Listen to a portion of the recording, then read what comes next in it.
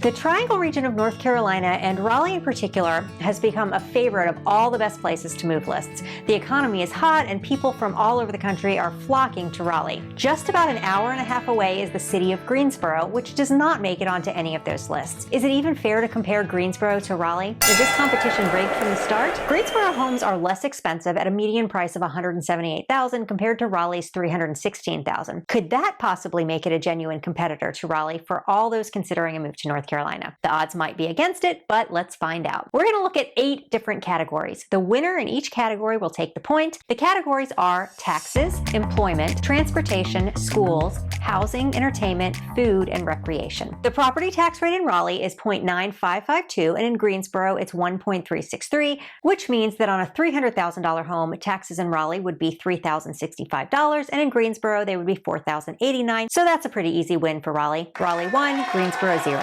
Unemployment in Greensboro was at its highest in 2020 at 10% in July of 2020, and as of the most recent data available, November 2020, it dropped down to 7%. In Raleigh, unemployment was at its highest in July as well, which was at 8%, and by November it was down to 5%. I think this kind of gives us a good illustration of how the mess in 2020 impacted our local economies and how they've recovered so far. Growth industries in Greensboro include aerospace, innovative manufacturing, supply chain logistics, life sciences, and furniture design and manufacturing. Some of the major employers include Bank of America, HondaJet, LabCorp, Lincoln Financial Group, Volvo, and Procter & Gamble. Raleigh also has a diverse and healthy economy that includes key industries such as clean tech, smart grid, life sciences, advanced manufacturing, and IT. If unemployment is a good measure of the health of an economy, this would seem to be another win for Raleigh. The Wall Street Journal in February of last year ranked the hottest job markets of the country. Raleigh came in 7th for metro areas with over 1 million people, and Greensboro came in 231st for metro areas under 1 million. As much as Greensboro is growing and as promising as its future may be, I still think Raleigh takes the prize on the economy metric, at least for now. Raleigh 2, Greensboro 0. Transportation in Greensboro and Raleigh are very similar in that both cities have a public transportation that is limited to a city bus line. About 78% of people in Raleigh drive to work compared to 82% in Greensboro, and while the numbers for bikers, walkers, carpoolers, and mass transit users is meager at best, there's a larger percentage of people using those alternative forms of transportation in Raleigh than in Greensboro. Commute times are similar as well, with people averaging 23 minutes in the car in Raleigh and 21 minutes in Greensboro. Greensboro has the Piedmont Triad International Airport, while Raleigh is home to the Raleigh-Durham International Airport. PTI is the 3rd busiest North Carolina airport, and Raleigh is the 2nd busiest behind Charlotte Douglas. The short of it is that if you're looking for a city with a well-developed public transportation system, neither of these cities will make you happy. Both have easy access to an international airport, even if RDU is larger than PTI. Rather than split hairs over this one, I'm just going to call this even and split the point.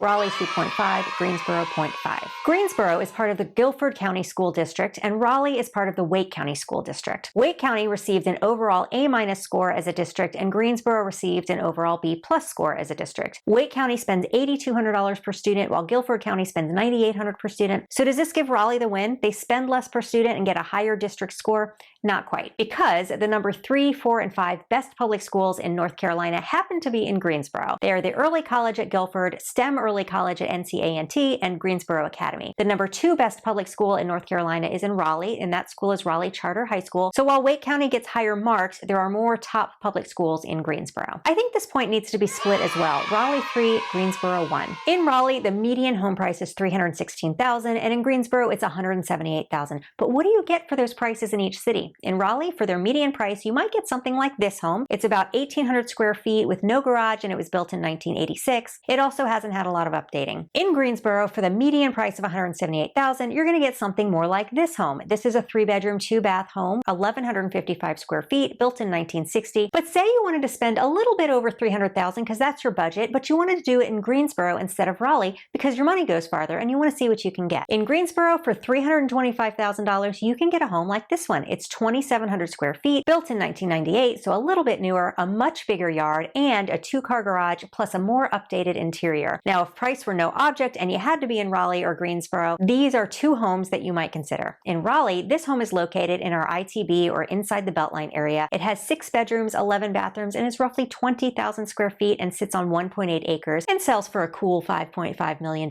In Greensboro, you know your home is fancy when it has a name. Ayrshire is a Cotswold Tudor-style home built in 1935 by the current owner's family. You can see that this home has a lot of historic character and almost looks like it should be in the English countryside, but it backs to the golf course in Greensboro, and the dumbwaiter may or may not be included. Prices are definitely higher in Raleigh, and prices everywhere have been rising, sometimes pretty dramatically. The big question is, will they continue to rise? According to Zillow, Greensboro has had an 11.6 home value increase over the last year, and Raleigh has had a 6.6% increase. Zillow forecasts that Greensboro will have an 11.4 increase in the upcoming year, and Raleigh will have a 9.8% increase. So if Greensboro homes are less expensive now and forecasted to increase more, we've got to give this one to the triad, Raleigh 3, Greensboro 2. In the current social distancing climate, this category of comparison can be challenging. So I'm going to be talking about the ideal situations where everything is open and life is more normal. If you have little ones that need to get their wiggles out, Greensboro has plenty of venues that will do just that. From jump houses to mini golf or ice skating to bowling, arcades, laser tag, or go-karts, you won't lack for options in Greensboro. If you enjoy the theater,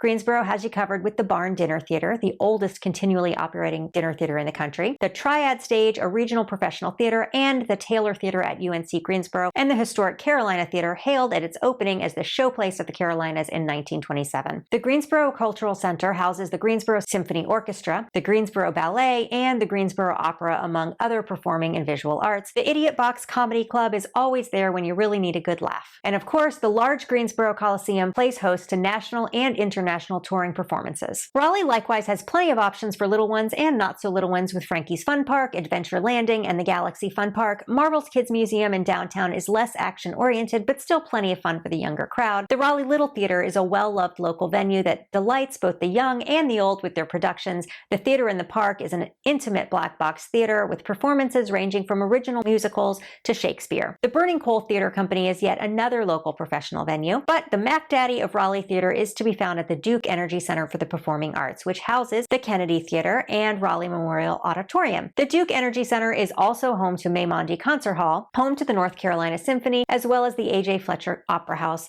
home to the North Carolina Opera. The Carolina Ballet also calls Raleigh home. Comedy Works and Good Nights Comedy Club will keep you entertained on your date nights, and we've got Coastal Credit Union Music Park and the PNC Arena for the big name acts that come rolling through town. And of course, we have DPAC 15 minutes north in Durham, which is our local Broadway venue. It's not as dramatic a win for Raleigh as I was expecting it to be. Greensboro has just about everything that Raleigh has in this department, just perhaps on a smaller scale, which makes sense given the size differences of the city. The Greensboro Coliseum is the largest venue of the two cities. If you want Broadway shows, however, you have to come to DPAC in the Triangle. I still think that if the arts and entertainment is where it's at for you, Raleigh is going to win this one. Raleigh 4, Greensboro 2. As you might expect from two North Carolina cities, both traditional American and unique Southern cuisine can be found in both. And we're not even going to get started on the barbecue debate. Whatever your barbecue tastes, excellent barbecue can be found in either city. But how do you compare the food scene in two cities when each person's tastes can be so different? There's not a Michelin-starred restaurant in either city. There's not a Zagat guide either, so let's try variety. How do the cities stack up against the top 10 ethnic food types in the U.S. if we look for at least one 4-starred Google-reviewed dine-in restaurant in each category? Well, they both have at least one restaurant in each category with great reviews.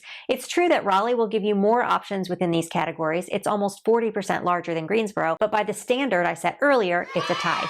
Raleigh 4.5, Greensboro 2.5. Greensboro has two larger parks, Burr Mill and Country Park. Burr Mill Park is about 250 acres. It's got golf, a city pool, tennis, and an amazing greenway access. You can pick up the Atlantic and Yadkin Greenway and hike or bike all the way to Country Park on the other side of the city. Country Park is right next to the Greensboro Science Museum, which itself is an amazing place to visit. But the park has playgrounds, nature trails, lakes for fishing, and picnic shelters. You can rent paddle boats for the lake as well. There's a dog park where you can let your dog run off leash. And then my favorite place is the Tanger family bicentennial garden right in the center of the city. It's small, only 7.5 acres, but it is so beautifully landscaped with paved trails and stone walls and koi ponds. I just love this place. One thing that Greensboro has that Raleigh lacks is a theme park. Wet n Wild is a water park with 14 slides, 5 pools, 2 children's areas, and a lot of fun. The Greensboro Science Museum is kind of like a mix between a museum and a zoo and an aquarium. The closest I've ever stood to a tiger happened at the Greensboro Science Museum. We were separated only by a chain link fence and a wooden beam, and he decided to roar. If you have never been 5 feet away from a tiger when it roars, add it to your bucket list because it's something to experience. The museum is divided into several different sections. There's the museum section, the zoo section, and the aquarium section, and then outside there's a zip line park called Sky Wild. Hanging Rock State Park is not in Greensboro, but it needs to be mentioned because it's only an hour's drive to the park from downtown. Being able to get to the mountains, small ones at least, waterfalls, and beautiful views is pretty important to some people, and in Raleigh you'd have to drive 2.5 hours and drive through Greensboro to see the mountains. I've done other videos about Raleigh parks and you can see them right here, but since we have so many parks, I'm going to talk about a few more of my favorites that I haven't discussed yet in other videos. Dorothea Dix Park is a beautiful green space right in the middle of the city. It has lots of open fields if you want to fly kites or kick a ball around. There's a beautiful view of the Raleigh skyline, and every year they plant a huge field of sunflowers, which is always a big attraction. They have festivals here and a holiday light show in December. Durant Road Nature Preserve feels like you're getting away from the city while you're still in it. It's a 237-acre preserve with woodlands, lakes, and wildlife, plus hiking and mountain biking trails and fishing.